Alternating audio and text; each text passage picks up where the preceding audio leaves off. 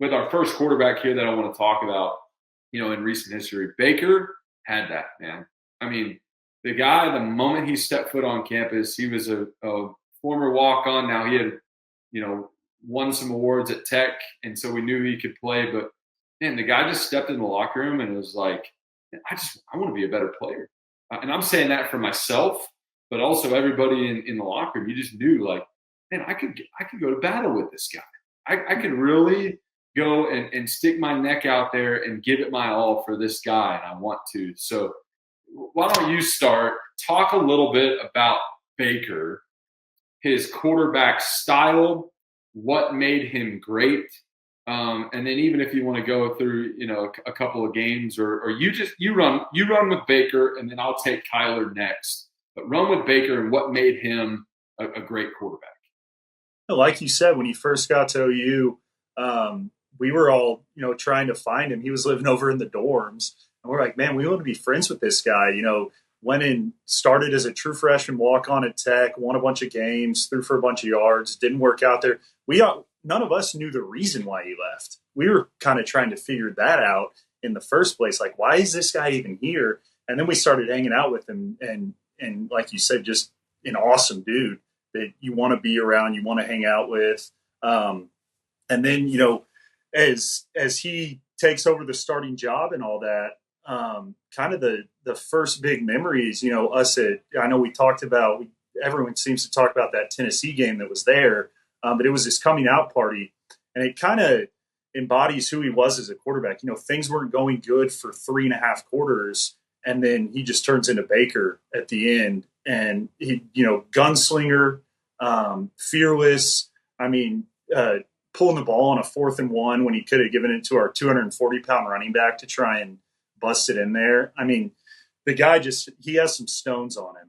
And I think every place that he's been in the league, every locker room that he goes to, you hear it from the media.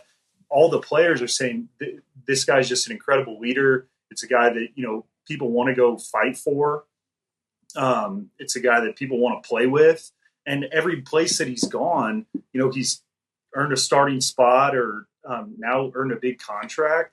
It's kind of it goes back to exactly what you said. People gravitate towards him. His quarterback style. I mean, kid's a gunslinger and he's fearless. I can't go into the weeds on this and that and technique and all those things, but the dude's just a winner. He was a winner in high school. He was a winner in college. He has been a winner in the pros at a bunch of places he's gone to. So it's been fun to watch his career maturation, but, getting to kind of be in it when he was, trying to figure it out at OU too, that was a lot of fun.